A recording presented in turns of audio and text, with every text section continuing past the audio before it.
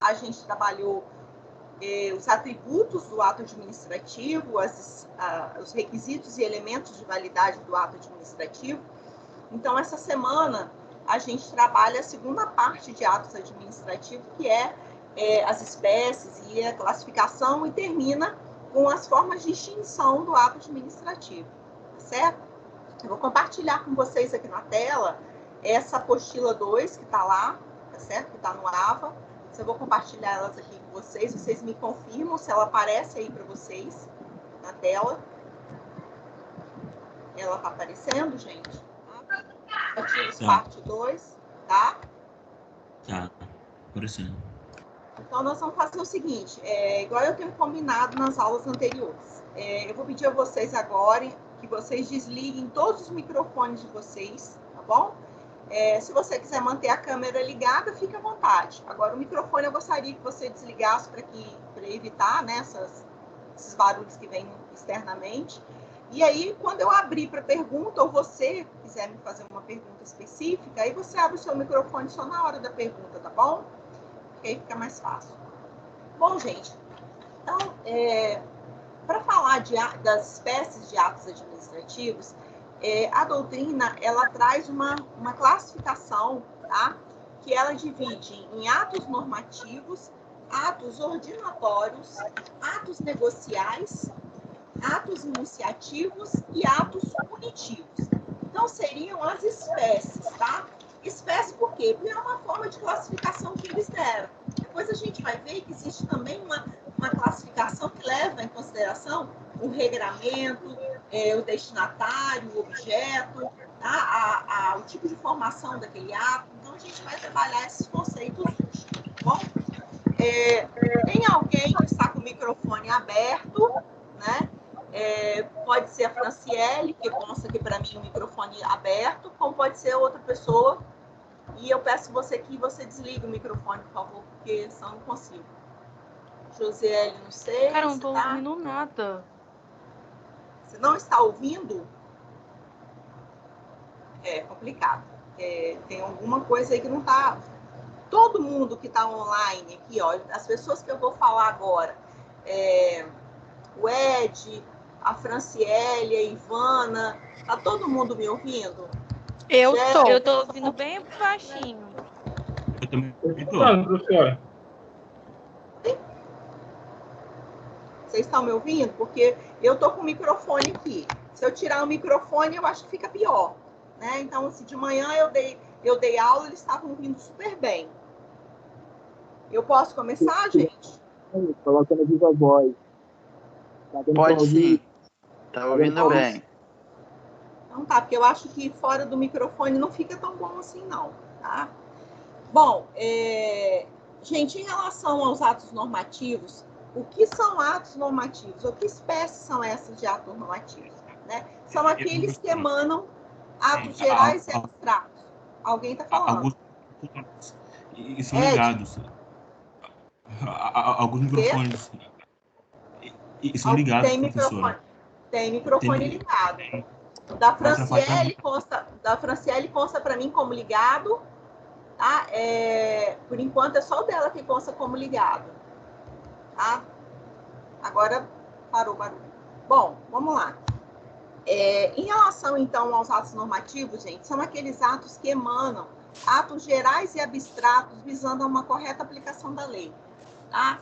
Eles não têm um destinatário específico, eles não visam pessoas determinadas, né? Eles são atos aí que se aplicam a todas as pessoas. Então, a administração pública, quando emana esses atos, ela não sabe exatamente quantas pessoas esse ato atingirá, quantas milhares ou milhões de pessoas esse ato atingirá.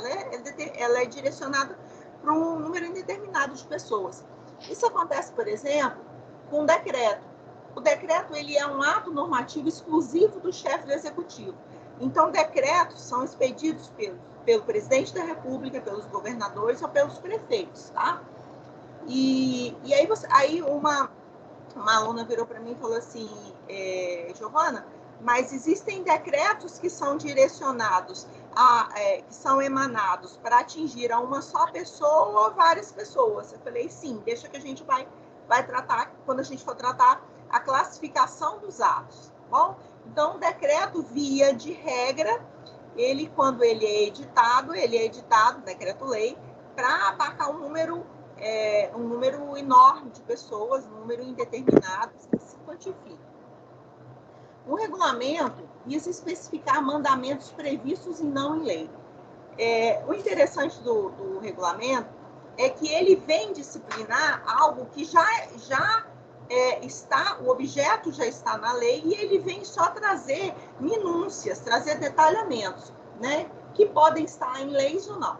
Eu acho interessante que tem um regulamento, e a gente fala muito dele em direito tributário, e a gente chama ele de regulamento, mas na verdade ele é um decreto. O RIR, que é o Regulamento de Imposto de Renda, na verdade ele não é um regulamento formalmente falando, mas ele é um decreto-lei. Por quê? Existe uma lei ordinária, tá certo? Que trata do imposto de renda. Só que ela traz noções gerais sobre o imposto de renda, normas gerais, melhor dizer. E aí precisava de um decreto, né, um decreto presidencial, para poder, um decreto-lei emanado pelo presidente, para que se pudesse, então, disciplinar determinadas coisas que a lei não esmiuçou.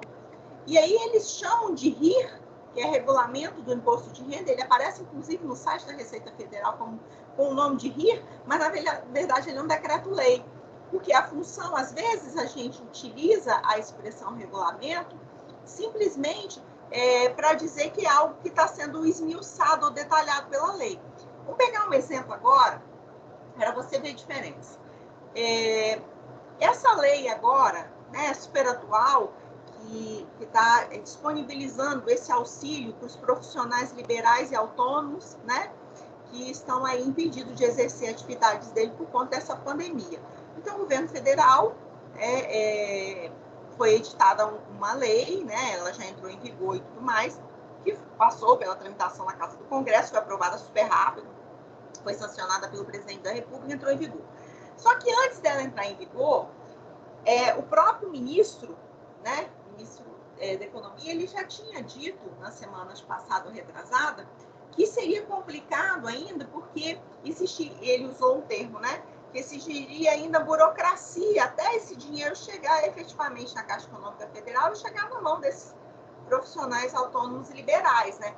Quando ele estava se referindo que existe uma burocracia, ele estava querendo dizer o seguinte: olha, precisa de uma regulamentação ainda, né, de como na prática vai se operacionalizar esse dinheiro, como esse dinheiro vai chegar na mão de todo mundo. Olha, isso vai ser pago como? Se você paga antes da Bolsa Família, isso vai ser pago. Como que a gente vai identificar essas pessoas que precisam de receber esse auxílio? Então, quando ele estava falando disso, ele estava falando de vários atos administrativos que precisavam ser praticados até que esse dinheiro efetivamente chegasse na mão dessas pessoas.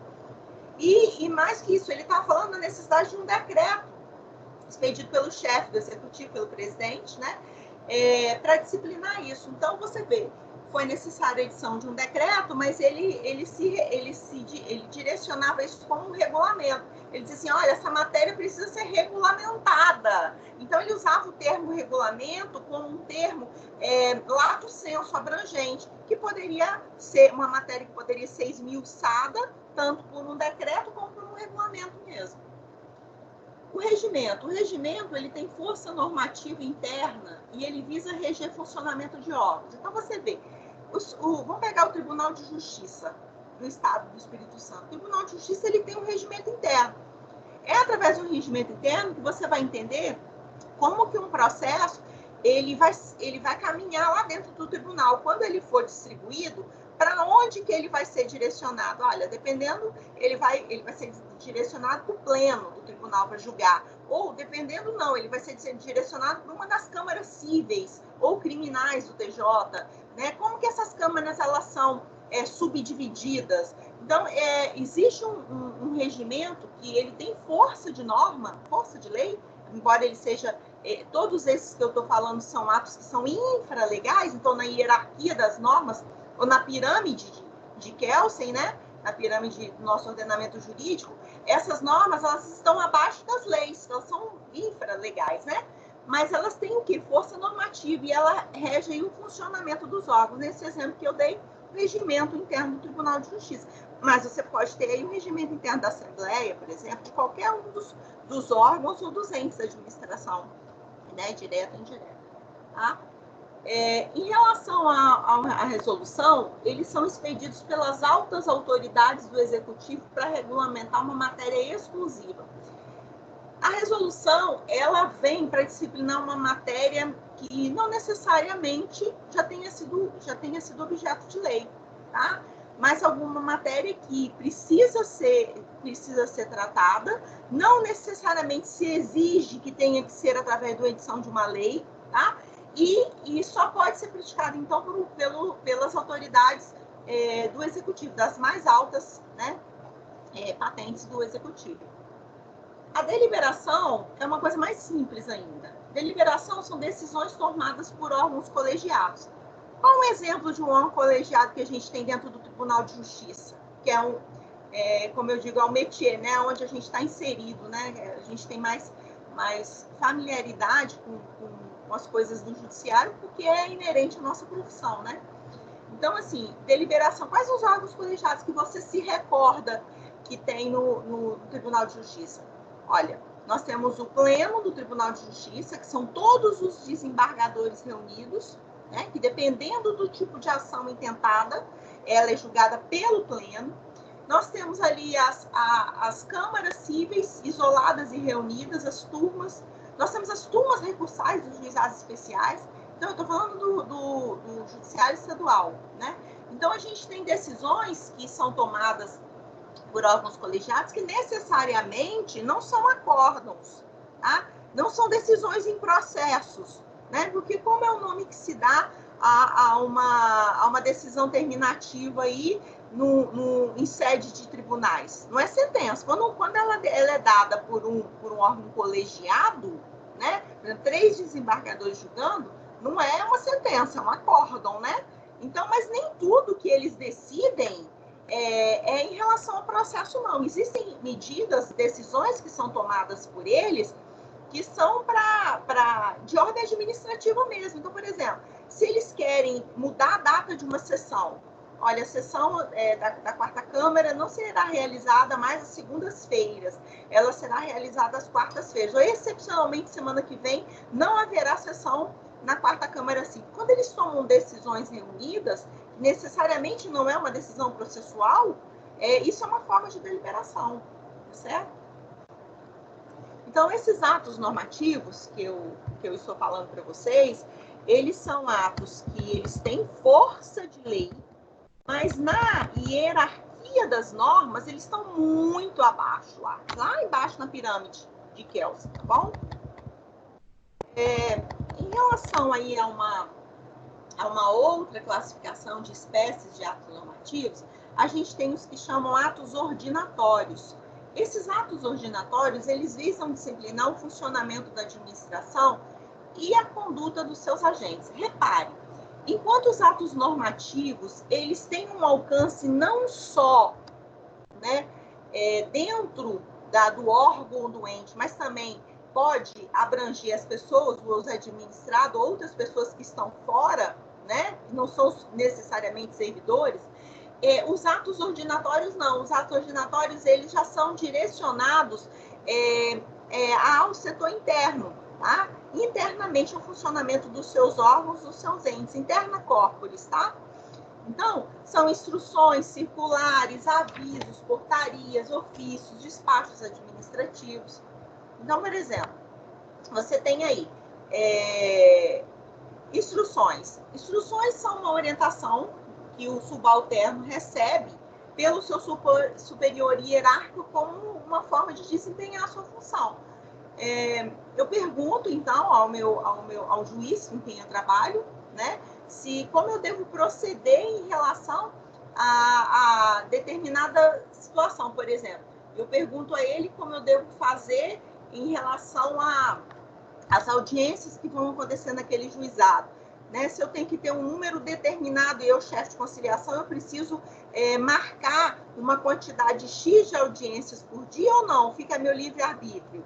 eu tenho um número X para marcar de audiências, então ele vai me instruir, não, você vai marcar tantas audiências de conciliação e vai marcar para mim tantas audiências de instrução e julgamento. Então, você só vai marcar de tal hora até tal hora, ou você vai dar um intervalo de tanto em tantas horas ou de minutos de uma audiência para outra. Então, a forma com que eu, subalterno, vou receber essas instruções de como agir ali no funcionamento daquele órgão. Nesse exemplo que eu estou dando, de um juizado, de uma vara, né? As circulares, elas são ordens escritas e uniformes expedidas para determinados funcionários da agência. É possível que um diretor do fórum, por exemplo, ele espeça circular só para as varas cíveis ou só para as varas criminais, porque ele precisa disciplinar determinado funcionamento. E aí ele manda circular, ele pode mandar para todas as varas do fórum, mas não, se o objetivo for disciplinar, de repente, algum ato que tem que ser tomado em relação às audiências criminais, por exemplo, o diretor do fórum pode mandar uma circular só para as varas criminais, para determinar, por exemplo, isso, como deve se dar essas audiências, né? Antigamente no fórum, há um tempo atrás, né, quando eu trabalhava lá, aquele corredor que hoje é fechado ali quando você entra do lado esquerdo, fora de Linhares, né? Quando você entra ali do lado esquerdo ali do segundo juizado e das varas criminais ali, né? Não existia aquela porta fechando aquele corredor, tá? Então, quando você tinha audiências, as audiências criminais com aqueles presos que eles chegavam, né? Algemado e tal, era muito comum você ver 10, 15, 20 pessoas da família, ou gente que se insurgia contra, né, aquele preso e falava palavras ali ofensivas e tudo mais. Então, aquele corredor ficava uma bagunça, era difícil até de você controlar aquilo ali. Você vê que existe uma disciplina agora de que foi colocada aquela porta lá e que para você entrar, se você não for advogado, você se identifica. E dependendo se você for advogado, eles ainda te barram ainda, né? Dependendo da situação, se eles não te conhecer. Então, são ordens escritas e uniformes pedidas para determinados funcionários. Os avisos, gente, embora não pareça, né? Mas aviso aqui com letra maiúscula, esse tipo de ato ordinatório chamado aviso, ele é um ato de titularidade de ministros em relação ao ministério. Então, quando o ministro ele quer editar algum ato que seja interna corporis ali para o funcionamento do seu ministério, ele emite aí, ou expede, melhor dizendo, um aviso com letra maiúscula. E as portarias são atos emanados por chefes de órgãos públicos aos seus subalternos, determinando a realização de atos gerais ou especiais. É comum, às vezes, se você estagia no fórum, né, você vai ver que é possível o juiz daquela vara baixar uma portaria, por exemplo, falando que ele vai iniciar a inspeção. Eu não me recordo agora se é obrigatoriedade do juiz fazerem uma ou duas inspeções anuais, estou na dúvida agora. Mas eles são obrigados a fazer inspeção dos processos da sua vara. Então, normalmente ele expede uma portaria, né, para que todos tomem ciência aí de que, porque ele é o chefe, né, para que todos saibam, então, que ele vai começar a inspeção, certo? Dos processos daquela vara. Como também o diretor do fórum pode baixar uma portaria para disciplinar, né, como que vai ser a entrada das pessoas no fórum, ou que determinada área, né, do estacionamento seja direcionado só a servidores, aos juízes, e não ao público em geral. Então, é possível aí que ele edite portarias. Os ofícios é uma coisa bem interessante, porque um aluno me perguntou hoje sobre ofício, e eu achei ótima a conversa dele, porque foi uma coisa que me marcou muito acho que no primeiro ano de faculdade eu tive português jurídico com a professora Zilda Fantin, né? E ela indicou para a gente um livro muito bom, eu esqueci o nome dele agora, mas é um livro de capa preta, tenho até guardado ele na minha biblioteca pessoal. E a gente, às vezes, como eu fiquei muitos anos no Poder Judiciário, né, durante o período que eu era aluna, eu já estava no Judiciário, a partir do segundo ano de faculdade, eu já estava dentro do Judiciário, eu não fazia carta. Quando tinha que fazer algum comunicado, ou empregador, né, quando eu trabalhei na vara de família, né, o juiz queria que se oficiasse ao empregador do pai da criança para que informasse quanto ele recebia, né, o salário mensal dele. E todos esses comunicados, essas comunicações oficiais que eram realizadas pela administração a terceiros, a gente faz isso através de ofício, né? Então, por exemplo, o ofício é uma comunicação que é feita, mas ela parte da administração pública, direta ou indireta, e ela pode ser direcionada a um órgão ou uma empresa particular, ou também a um outro órgão público. Então, esse tipo de comunicação não é feito por carta, é feito por ofício. E quando a gente faz de empresa privada para empresa privada, aí não é ofício, é carta. Então, presta atenção. Toda vez que parte uma comunicação, um pedido de informação de um órgão público, um órgão da administração pública, direta ou indireta, direcionada a outro órgão público ou até mesmo uma empresa privada, isso se faz através de ofício. Então, por exemplo, quando o juiz ele tem um processo lá que está tramitando de busca e apreensão de veículos, por exemplo, e esse veículo ele é alienado, tá? Ou ele tem como contrato um arrendamento mercantil ou uma alienação fiduciária. A pessoa não pagou, aquele contrato, né, foi executado e culminou na busca e apreensão daquele veículo. O juiz precisa de informações, maiores informações acerca desse contrato. Qual já é o saldo devedor? Se isso não foi informado, obviamente, na petição inicial, deveria ter sido feito, né? Qual o saldo devedor? Né? Quanto que a pessoa já pagou, qual o valor avaliado hoje daquele bem. Então, às vezes, ele precisa de informações para serem prestadas do banco. Então, ele manda que se oficie, né, ao banco para que preste essas informações. Então, quando você estiver diante aí de comunicações oficiais realizadas pela administração pública, a um ente público ou a um particular, o termo não é carta, o termo é ofício. Carta é só de particular para particular. Inclusive, nesse livro de português jurídico, muito bom que eu tenho, ele traz os modelos. Você vê que até onde você direciona o endereçamento e a data é diferente quando é ofício e quando é carta. Até o modelo layout é diferente. Só para você ter uma ideia. E os despachos administrativos? Os despachos administrativos são decisões tomadas pela administração pública. Decisões relativas ao próprio funcionamento, tá certo? Ou despachos, por exemplo, em relações a processos administrativos. Eu sou uma servidora pública, tá? E aí, concursada e efetiva, e aí eu estou sendo acusada, por exemplo, de ter praticado um ilícito, né? No exercício da minha função. E aí abre-se uma sindicância, tá certo? E inicia-se um procedimento administrativo disciplinar, e nesse procedimento administrativo disciplinar pode ser que esteja um despacho desse chefe, desse órgão público que eu estou vinculada, determinando que se preste alguma informação naquele processo administrativo, certo? É perfeitamente possível isso. Então, assim, pedindo uma informação, né, informe ao setor de recursos humanos acerca disso da ficha funcional da servidora. É perfeitamente possível, então, que ele dê um despacho dentro de um processo administrativo disciplinar, por exemplo, contra mim, né? No exemplo de um PAD, né? Uma outra classificação que a gente teria aqui,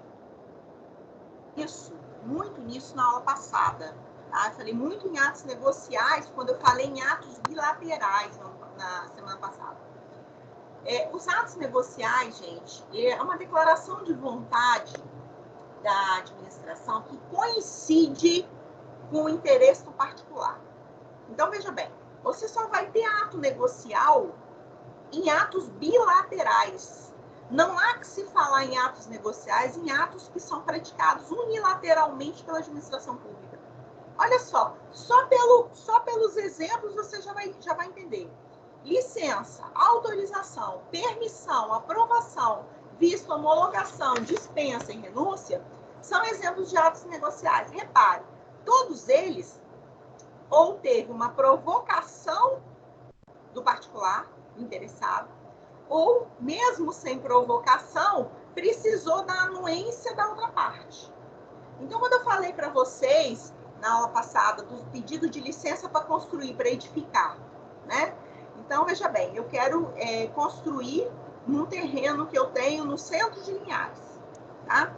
Eu preciso de uma licença de construção, que vai ser expedida pelo chefe do executivo municipal ou secretário de obras, ou quem for determinado por ele, e fizer às vezes, né?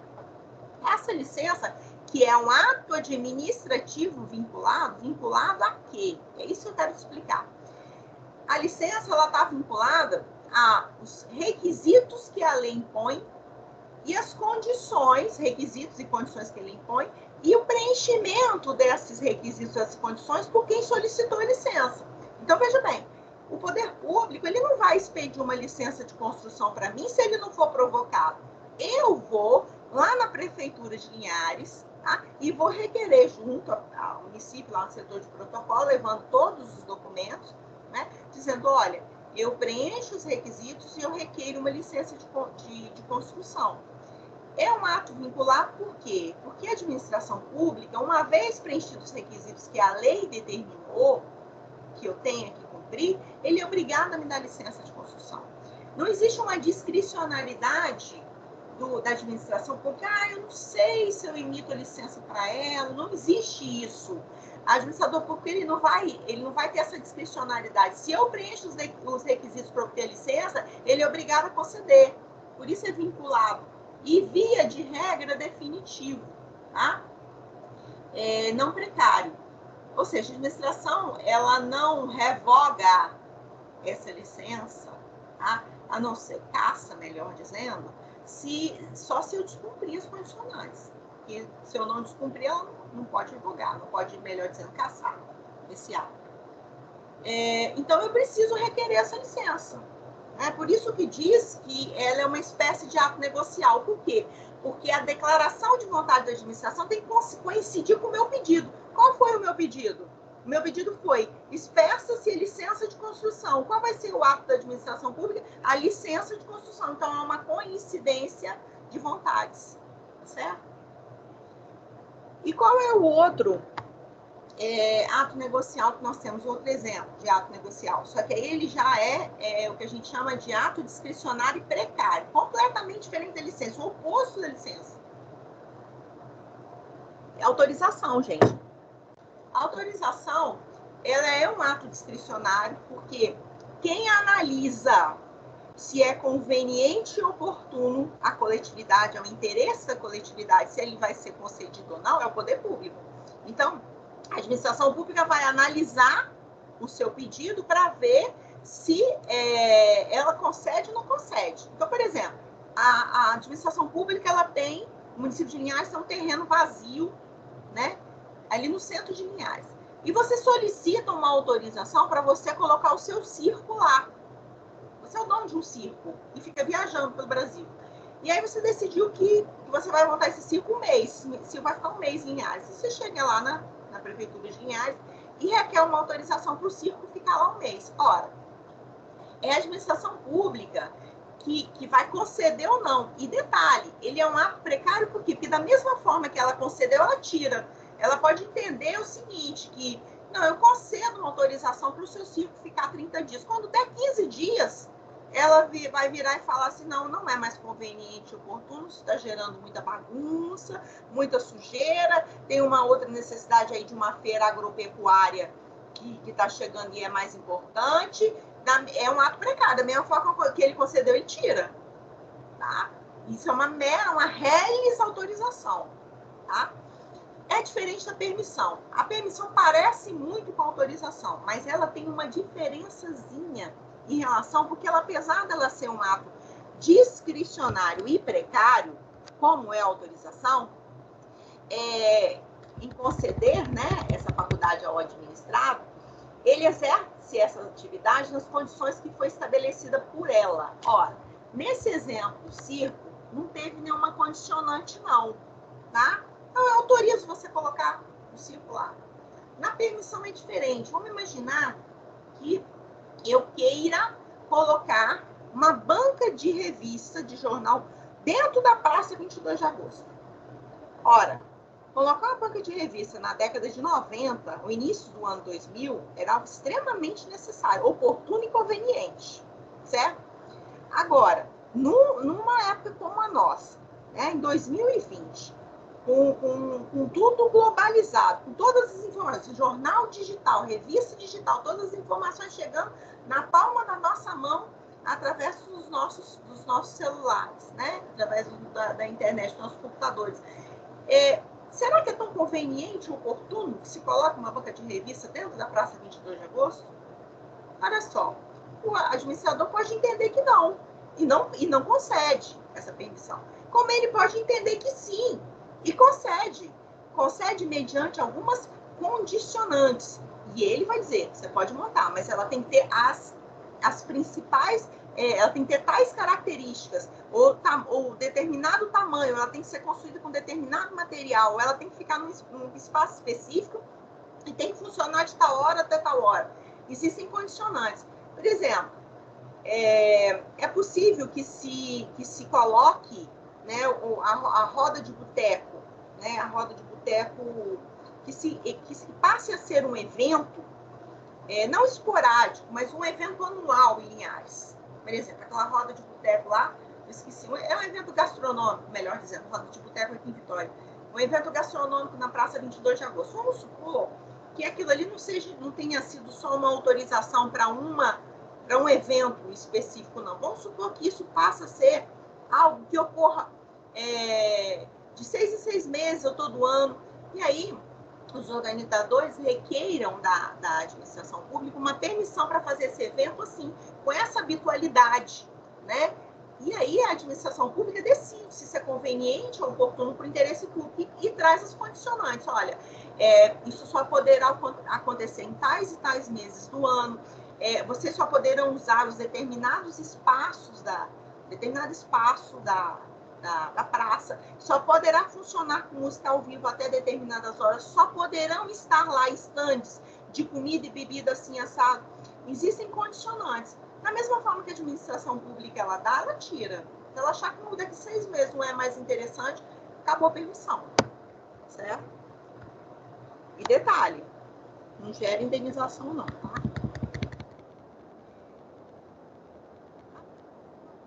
É uma análise pela própria administração de atividades prestadas por seus órgãos.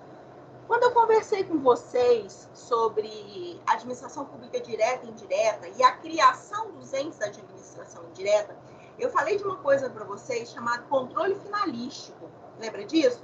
Eu falei que, por exemplo, os entes da administração indireta, quando eles são criados, a autarquia ela está vinculada ao ente da administração direta que o criou.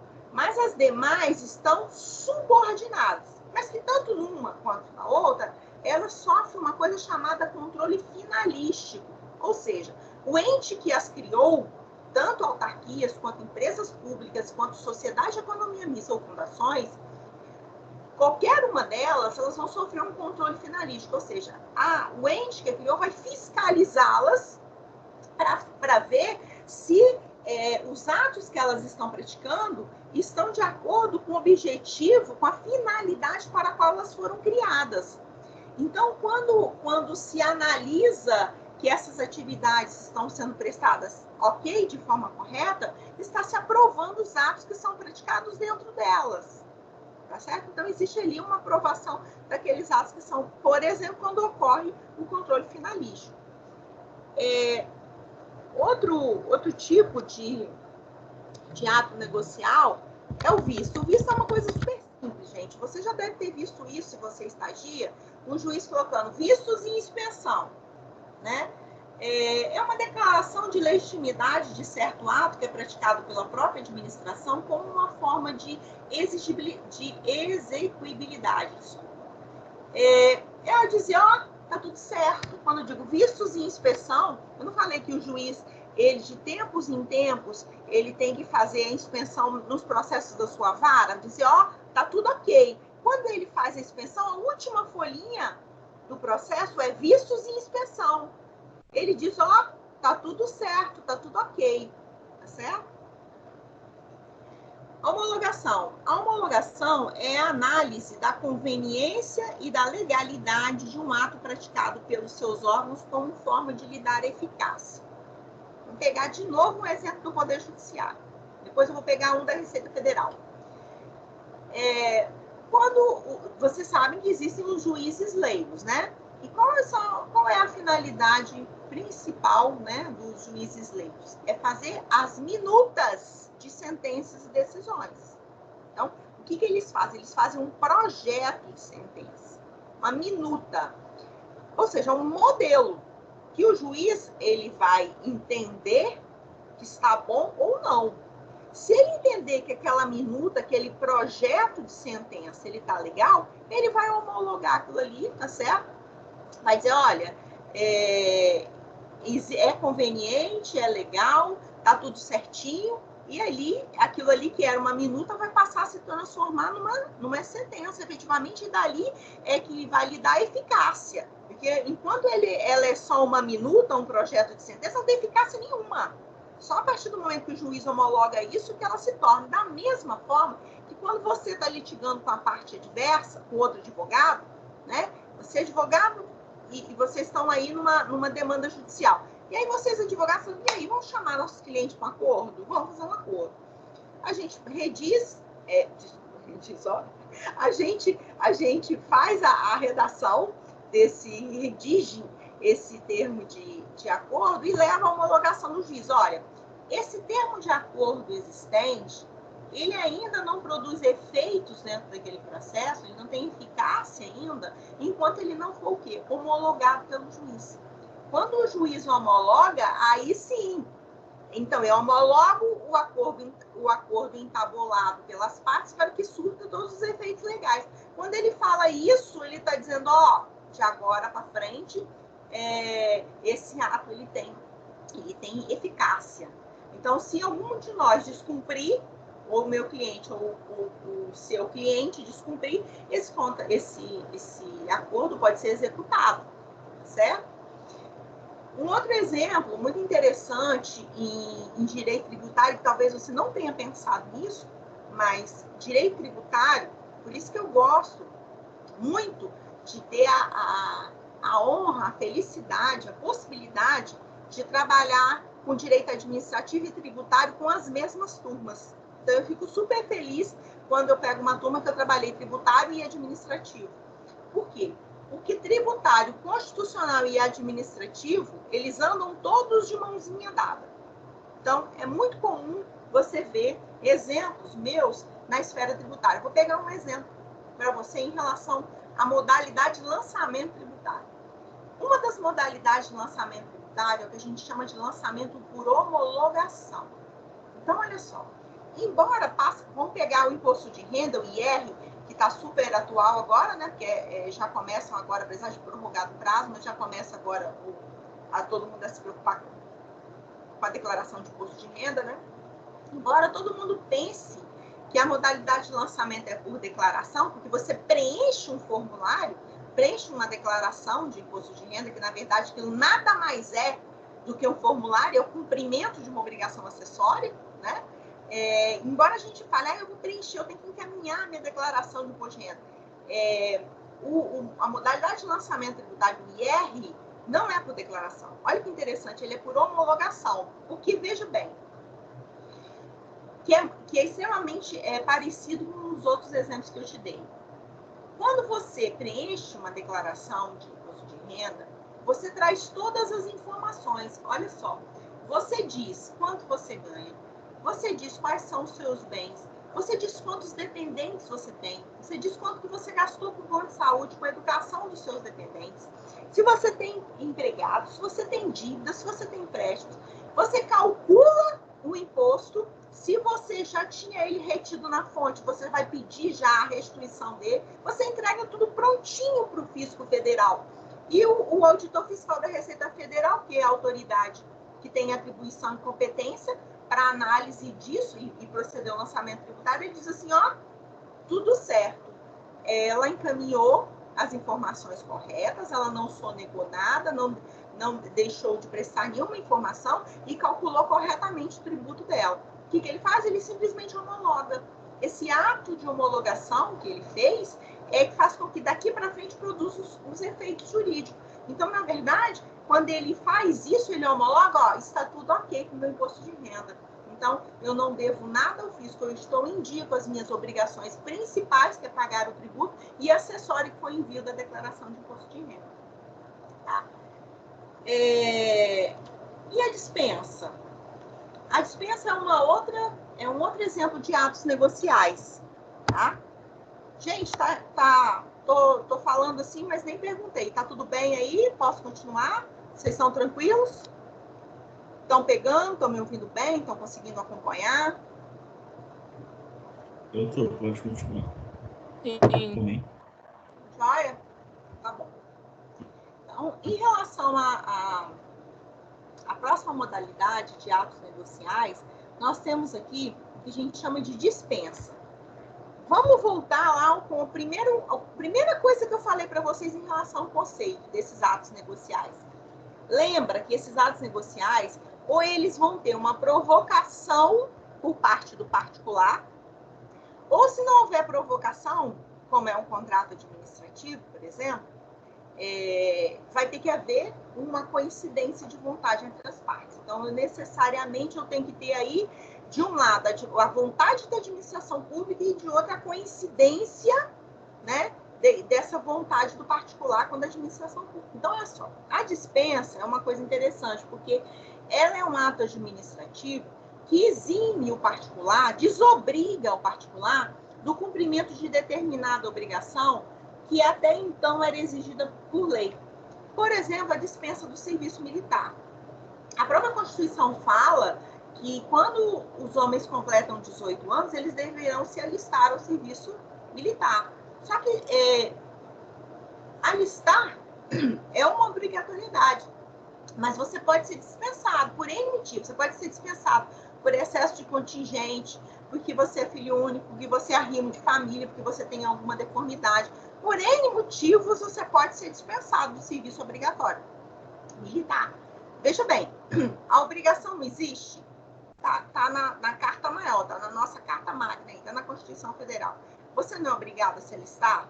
Tudo que você vai participar de concurso público na sua vida, ou se você for tomar posse em qualquer cargo, emprego ou função pública, sempre vão te exigir. Sem contar outras coisas aqui, que são atos que você pratica, e normalmente eles te exigem também uma certidão de que você está em dia com o seu serviço militar, né?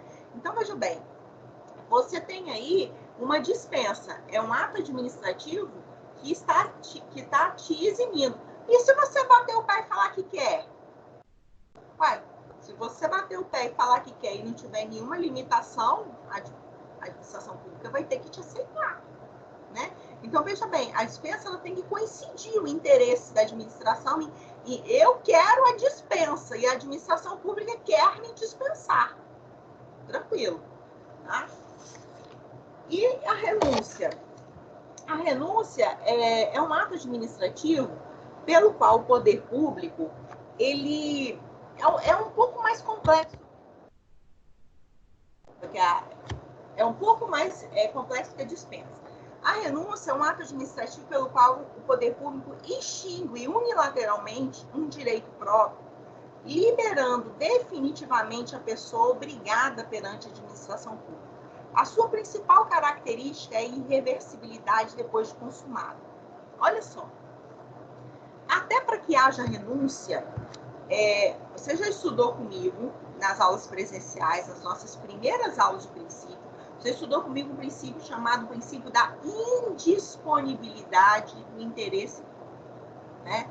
Então, eu disse para você que o administrador público, ele não pode, a seu bel prazer, com autonomia da vontade, abrir mão, tá certo, de direitos, bens e de dinheiro público, sem que exista uma expressa previsão legal. Então, até que para que haja uma renúncia, tá certo, por parte da administração pública, é necessário uma lei que embase esse ato de renúncia.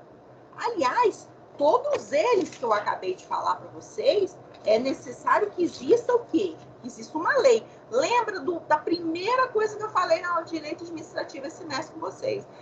Enquanto Na esfera privada, eu posso praticar atos que não são proibidos por lei, então tudo que não é proibido é permitido na esfera privada, no Código Civil. Na administração pública, não. No direito público, no direito administrativo, que é um ramo do direito público, o administrador ele só pode praticar com base no princípio da legalidade os atos que estão previstos em lei. Então, até a própria renúncia tem que estar prevista. Então, veja bem, vamos pegar 2 exemplos de renúncia. Um na esfera tributária, tá? Em relação ao parcelamento, eu acho que esse aí seria legal para você entender. Dois na esfera tributária. Vamos pensar aqui, ó, parcelamento tributário. Para que haja um parcelamento tributário e você possa aderir aí, é necessário que tenha havido uma lei. Ou inicialmente uma MP, que depois, dentro do prazo de 60, podendo ser prorrogado por mais 60, seja convertido numa lei ordinária. Né? Caso contrário, não há que se falar em parcelamento.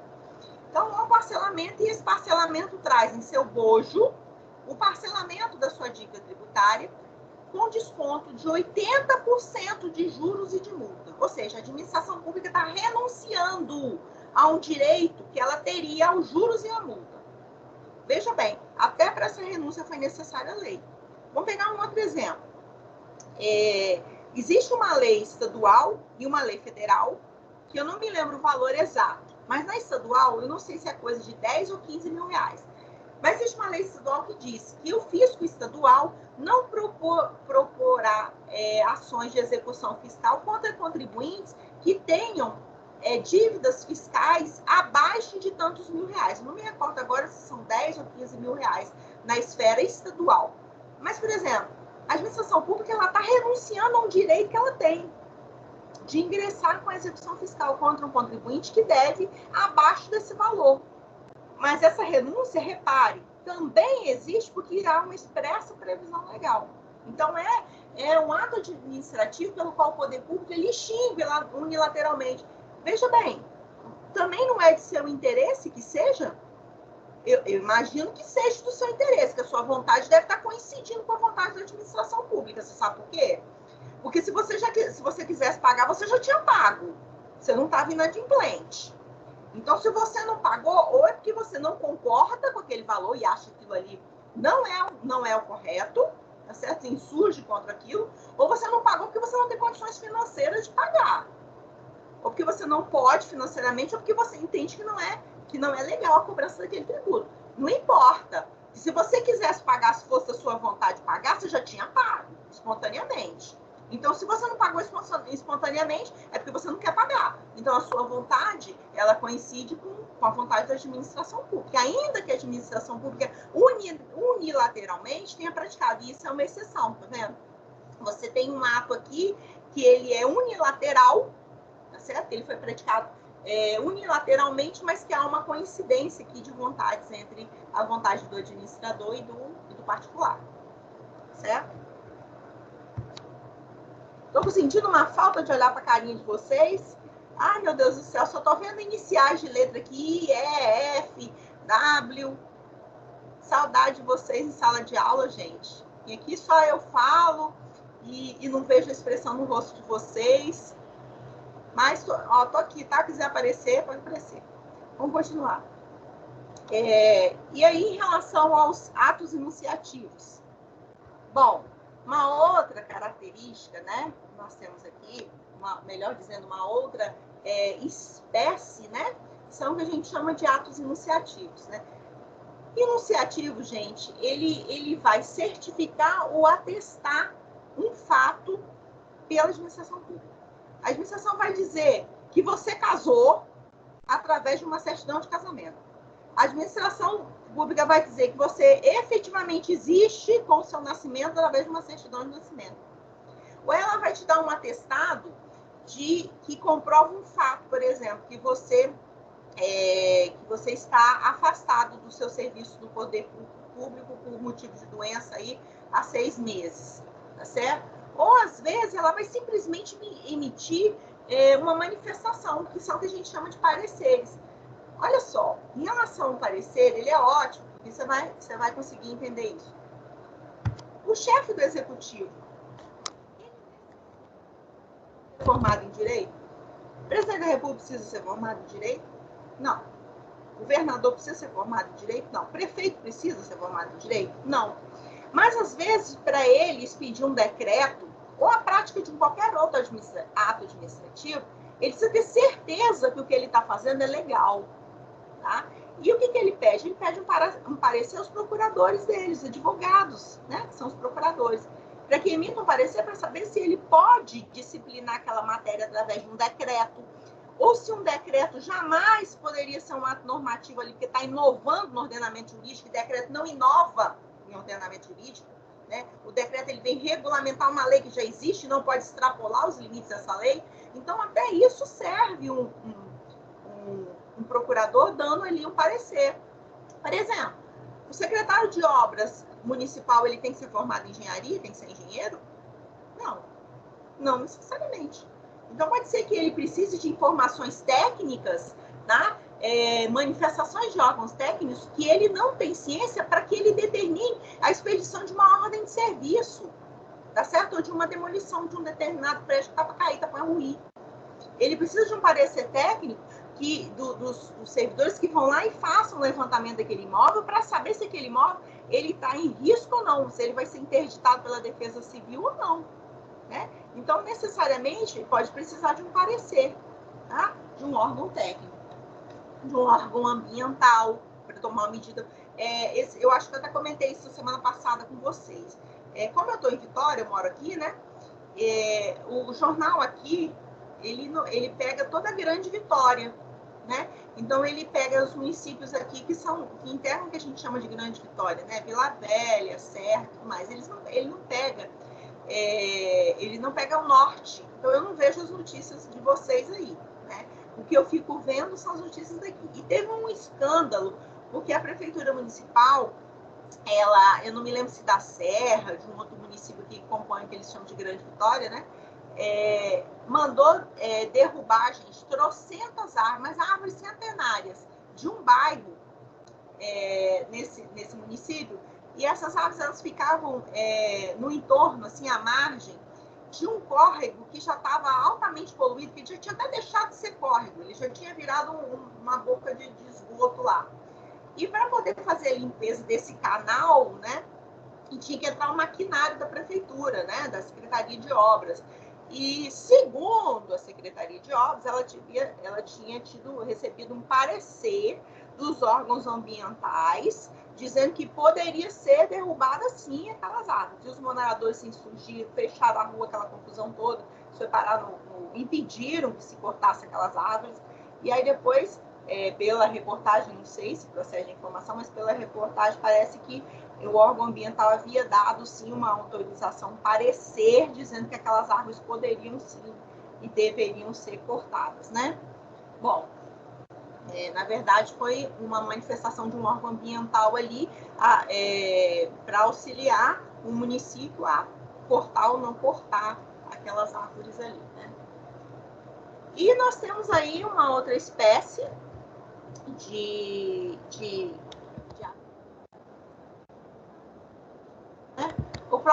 o nome já diz, né, gente? O objetivo dele é punir, né?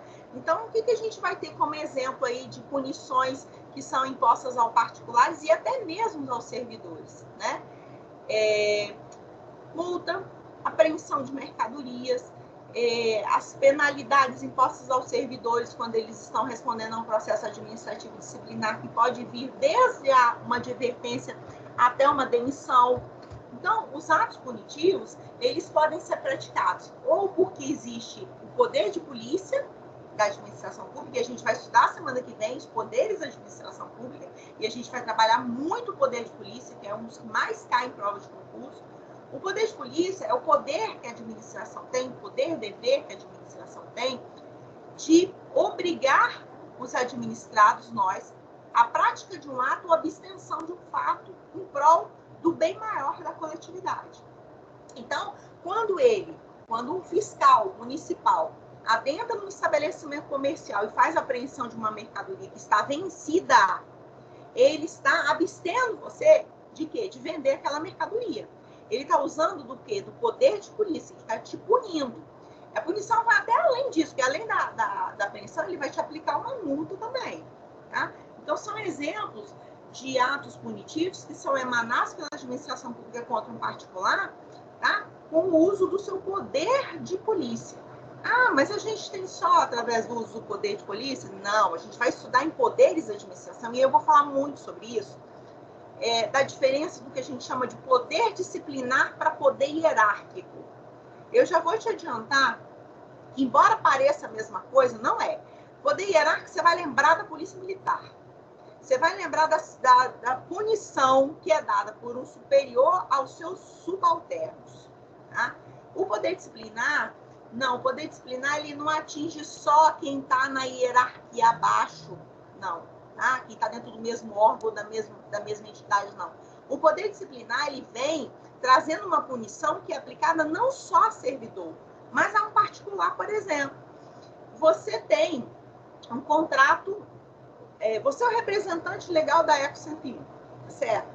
E você tem um contrato assinado, um contrato administrativo de concessão daquele trecho, né? E lá tem uma cláusula bem grande, dizendo que se você atrasar a obra, acima de tanto prazo, atrasar demais o cronograma daquela obra, que você pode ser multado, ou que aquele depósito em caução, aquela caução, aquele valor que você depositou lá no início, quando você assinou o contrato com a administração pública, que ele pode ser levantado pela administração pública para dar continuação na obra que você está atrasado ou que você abandonou.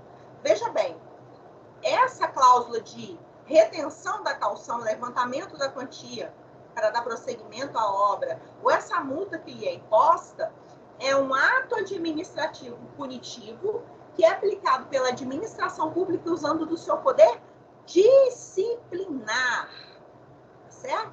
Poder disciplinar que ela tem. Por quê? Porque você, representante legal da Eco 101, nesse exemplo que eu dei, exemplo fictício, você tem um vínculo com a administração pública, um vínculo contratual com ela. Então, ela pode exercer o poder disciplinar sobre você, não hierárquico, porque você não é servidor, tá? E a gente vai estudar isso em poderes da administração pública. Só para você saber que os atos punitivos, eles alcançam o próprio servidor ou terceiros ou particulares, que tenham vínculos com a administração ou não, né? Porque no contrato administrativo eu tenho um vínculo, eu tenho um ato negocial ali com a administração pública. Mas nesse caso do estabelecimento comercial teve a mercadoria apreendida, eu não tenho vínculo com a administração pública. A minha atividade econômica é completamente independente. Mas, por conta do poder de polícia, ela me puniu, porque eu descumpri a lei. Certo? Bom, em relação a isso, tá tudo bem para vocês? Tudo certo, gente? Nosso intervalo, se nós estivéssemos numa aula presencial, seria 8h15? É isso mesmo? 8h15? É, né? Se fosse presencial? Vamos fazer o seguinte? Vamos fazer o seguinte? Vamos fazer um intervalo de 15 minutos agora. Se você não tiver, obviamente, nenhuma pergunta para me fazer sobre isso. Que aí, depois do intervalo, eu volto com esse novo assunto, que é a classificação dos atos em relação ao seu regramento. Pode ser? Ou alguém ainda tem alguma pergunta para me fazer sobre o que eu falei até agora? Porque eu Pode já respondo antes do intervalo. Então, tá. Então, eu vou suspender a gravação aqui, vou fazer um intervalo de 15 minutos, e aí daqui 15 minutos a gente volta com essa classificação aqui. Tudo bem, gente? Tá.